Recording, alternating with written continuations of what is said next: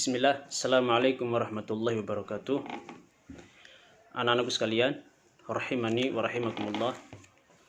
Pada kesempatan ini kita akan belajar materi akidah akhlak. Ini merupakan pelajaran perdana kita untuk tahun ajaran baru. Kita masuk pada pelajaran pertama, halaman 1. Judul pembahasan yaitu kematian. Allah Subhanahu wa ta'ala berfirman, kullu nafsin dha'iqatul mauti. Semua yang bernyawa, semua yang hidup pasti akan merasakan kematian. Surat Al-Imran ayat 185. Setiap yang bernyawa pasti akan merasakan namanya kematian.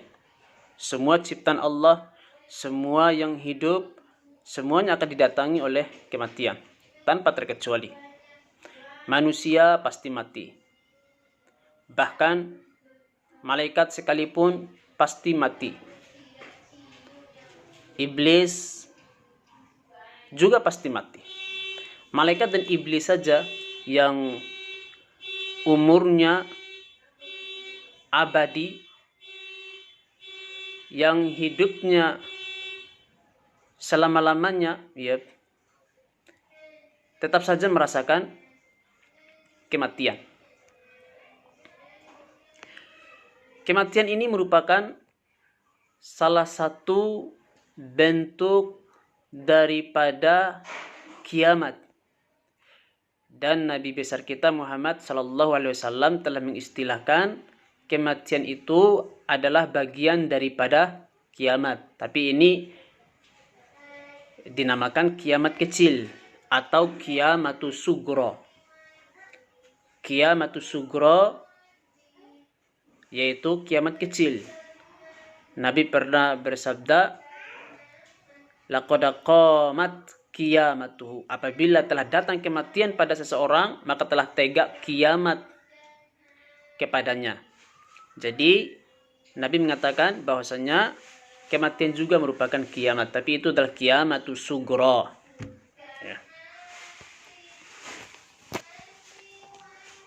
Ada kiamatul kubro, kiamat besar.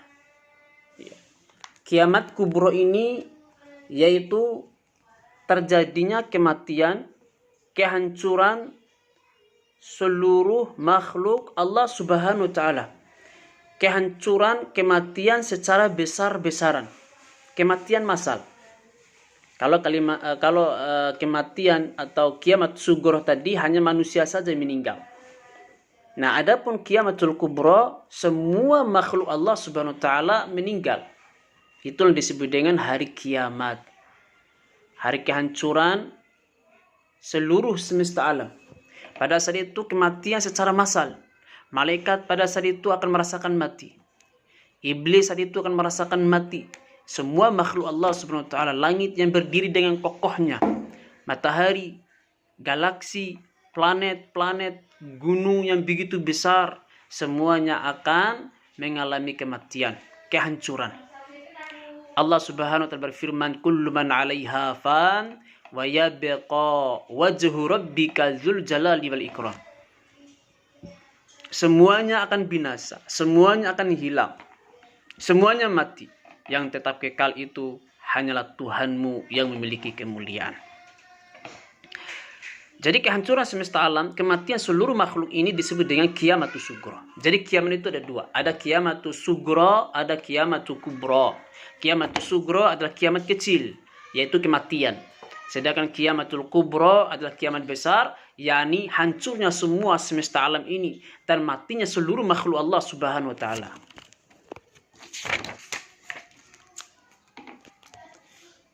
Baik, kemudian setelah mengalami kematian, manusia akan merasakan sakaratul maut, yaitu sebelum roh itu keluar dari jasad. Sebelum manusia itu mati, manusia akan merasakan sakaratul maut, yaitu sakitnya kematian. Sakaratul maut itu artinya mabuk, ketika manusia mengalami kematian antara hidup dan mati. Keluar masuknya napas pada jasad manusia. Ya, roh itu ya keluar dari tubuh begitu kerasnya sehingga dirasakan sakit oleh pemilik tubuh. Siapapun yang mati, dia akan merasakan sakaratul maut. Dia akan merasakan sakitnya kematian tanpa terkecuali. Sakaratul maut itu sakit. Yep. Nabi ketika mati merasakan sakaratul maut. Orang-orang soleh, orang-orang beriman merasakan sakaratul maut. Semua manusia, semua makhluk Allah Subhanahu wa taala merasakan sakaratul maut dan sakit ketika mereka sakaratul maut. Nabi Muhammad SAW bersabda, La ilaha illallah innal mauta la syakarat. La ilaha illallah, sesungguhnya kematian itu ada sakaratnya. Sakarat itu sakit, anak-anakku sekalian. Ya. Malaikat maut ketika datang mencabut ruh orang beriman, mereka datang mencabutnya dengan pelan, dengan lembut, dengan halus. Meskipun demikian, dia tetap merasakan sakit. Meskipun demikian, dia tetap merasakan sakit. Ya, walaupun dicabut dengan pelan. Ya. Namun berbeda dengan kondisinya orang-orang kafir ketika sakaratul maut. Di saat roh mereka dicabut, dikeluarkan dari jasad, maka dikeluarkan dengan cara paksa, dengan cara sangat keras sekali, dengan cara dahsyat sekali, sehingga mereka merintih kesakitan. Kesakitan yang luar biasa, tidak bisa dibayangkan sakitnya. Wahum fi gamrati sakarat, kata Allah, mereka berada di dalam tekanan sakarat yang begitu dahsyat sekali. Ya. Malaikat maut ini ketika mendatangi ruh orang yang beriman, saat mau dicabutkan nyawanya, maka malaikat maut akan membawa rupa yang paling indah sekali. Rupa mereka laksana matahari yang terang benderang, indah dipandang, enak dilihat. Dan malaikat maut ini akan memberikan kabar gembira. Wahai fulan, sesungguhnya tempat kembalimu adalah surga. Kamu jangan khawatir. Sehingga keluarlah roh itu dengan tenangnya, dengan lembutnya. Tapi sakit. Ingat, setiap sakarat ada sakitnya. Nah sebaliknya, ketika orang kafir didatangi oleh malaikat maut, hendak mencabut nyawa mereka, maka malaikat maut itu akan membawa rupa yang sangat mengerikan sekali. Rupa yang paling menakutkan, lebih menakutkan daripada genderuwo. Sehingga membuat roh itu ketakutan. Melihat malaikat maut, maka roh itu ketakutan lari ke dalam jasad. Sampai Syekh Utsaimin mengatakan, roh itu akan lari masuk sampai ke dalam tulang belulang yang paling dalam sekali. Sehingga malaikat itu mengejarnya, mencarinya, kemudian menariknya dengan cara paksa. Sehingga membuat tulang belulangnya retak semuanya. Sehingga dia pun merasakan kesakitan. Dikeluarkan dengan cara yang paksa. Dikeluarkan dengan cara dipaksa, sehingga dia merasakan kesakitan, merintihnya luar biasa. Dan malaikat itu akan mencaci maki, mencela rohnya orang kafir. Keluarlah wahai ruh yang busuk dari jasad yang buruk, kata malaikat. Sedangkan pada roh orang beriman, wahai roh yang beriman, ya ayyatuhan nafsul mutmainnah, irji'i ila rabbiki radiyatan mardiyah, fadkhuli fi ibadi wadkhuli jannati. Wahai jiwa yang tenang, kembalilah engkau kepada Rabbmu dalam keadaan Allah ridho kepadamu, dan masuklah ke dalam golongan hambaku, dan masuklah engkau ke dalam surga Allah Subhanahu wa taala. Ini kabar gembira dari malaikat maut, sehingga roh itu keluar dengan tenangnya. Ya. Inilah kondisi sakaratul maut antara orang kafir dan orang-orang yang beriman. Ya, intinya di sini semua manusia merasakan sakaratul maut, yang mukminnya maupun yang kafir. Cuman bedanya sakaratul mautnya orang beriman itu pelan. Ya. Sakitnya itu agak mendingan, sedangkan sakaratul maut orang kafir itu begitu dahsyatnya. Luar biasa dahsyatnya. Kemudian ketika roh itu dicabut, ada perjalanan roh. Roh orang beriman dan roh orang kafir akan dibawa ke atas langit oleh malaikat maut. Ya, akan dibawa menghadap Allah Subhanahu wa taala. Rohnya orang beriman akan dibawa ke atas langit. Dibukakan langit pertama, dibukakan langit kedua, dibukakan langit ketiga, dibukakan langit keempat sampai langit ketujuh. Semua malaikat-malaikat yang ada di rentetan langit 1 sampai langit ketujuh, mereka semua mencium harum semerbak. Mereka mencium harum begitu indah. Aduhai, ini harum siapa ini? Siapa yang punya roh ini? Lalu ada malaikat yang lain mengatakan ini adalah rohnya si Fulan bin Fulan. Nabi bersabda, namanya akan disebut dengan nama yang paling indah untuk didengar. Dipuji-puji oleh para malaikat. Aduhai, keselamatan untuknya. Alangkah bagusnya dia. Ini rohnya orang beriman. Jadi amal soleh, kebaikan seseorang itu anak-anak sekalian akan berpengaruh kepada roh. Apabila dia melakukan amal kebaikan, amalan-amalan yang harum itu akan mengharumkan rohnya. Sehingga kita ketika sampai menghadap Allah Subhanahu wa taala, maka Allah katakan, kembalikanlah hambaku ini ke dalam jasadnya. Akhirnya malaikat pun membawa roh tersebut, dimasukkan ke dalam jasadnya. Dimasukkan ke dalam kuburnya. Ya, kemudian setelah masuk ke dalam kubur, dibangkitkanlah si mayit itu dari kuburnya. Dia dibangunkan dari kuburnya. Lalu datanglah 2 orang malaikat. 2 orang malaikat Munkar dan Nakir akan bertanya kepada si mayit, man rabbuka wa man nabiyuka, siapa Tuhanmu dan siapa nabimu, dan apa agamamu. Itu akan ditanya oleh malaikat Munkar dan Nakir nanti dikubur.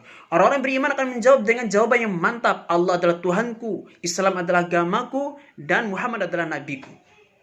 Sehingga kemudian Allah Subhanahu wa taala berfirman kepada malaikat Munkar dan Nakir, sadaqa abdi, benar jawaban hambaku ini. Lalu Allah Subhanahu wa taala membentangkan kuburnya seluas mata memandang, wa ja'ala qabrahu raudhatun min riyadil jannah. Kemudian Allah menjadikan kuburannya adalah taman di antara taman-taman surga. Dan dia pun tidur dalam kenikmatan sampai munculnya hari kiamat. Adapun rohnya orang kafir ketika dicabut dengan cabut yang keras, maka roh itu akan dibawa ke atas langit. Langit pertama itu diminta dibukakan pintu langit pertama, namun tidak diizinkan. Karena tidak diizinkan, maka roh itu pun dilemparkan dari langit ke bumi. Setelah dilemparkan, roh itu pun terombang-ambing di atas angkasa, dibawa oleh angin, kemudian datang burung memakannya, mangsanya, kemudian dilempar lagi. Ya, mereka terlempar dengan lempar yang sangat jauh sekali di angkasa raya sana. Ya, sampai jatuh kembali ke bumi.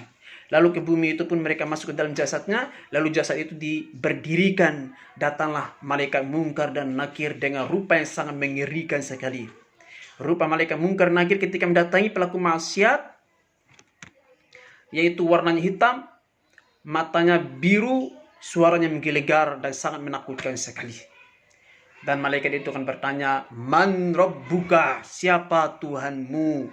Lalu si mayit ini berteriak, tidak bisa menjawab, la adri, aku luka mayakulun nas. Tidak, saya tidak tahu. Tolong, jangan mendekat, saya tidak tahu. Apa kata malaikat? Membentak. Kenapa kamu tidak tahu? Apakah kamu tidak belajar? Apakah kamu tidak mau cari tahu? Lalu dipukulkanlah kepada si mayit itu hingga hancur.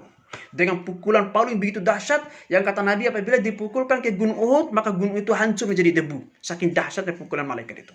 Kemudian diperbaiki lagi, diutuhkan lagi, lalu ditanya lagi, man nabiyuka? La adri, dipukul lagi, hancur, berantakan.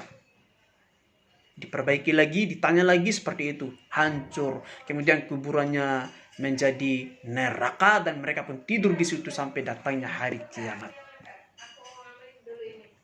Yap.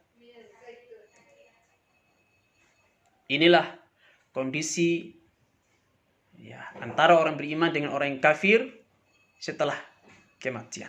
Tadi Ustaz sebutkan kalau ruhnya orang beriman itu harum. Nah sebaliknya ruhnya orang kafir ketika dibawa ke langit itu bau busuk dia.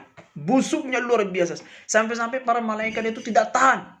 Wah, bau busuk siapa ini? Bau apa ini? Bangkai macam apa ini? Ternyata bau ruhnya orang kafir. Mereka pun mencaci maki si kafir itu. Ya. Karena amalan mereka di dunia itu buruk, amalan mereka di dunia itu tidak baik, demikian pula berpengaruh kepada roh mereka yang buruk. Sehingga bau busuk. Demikian pembahasan Ustadz tentang pelajaran kita hari ini. Pelajaran akidah akhlak. Pelajaran pertama bab kematian halaman 1 sampai halaman 2. Semoga bermanfaat. Ya, jangan lupa kerjakan tugas. 3 soal akan dikasih sama Ustadz, jawab dengan baik dan benar. Wallahu ta'ala alam. Assalamualaikum warahmatullahi wabarakatuh.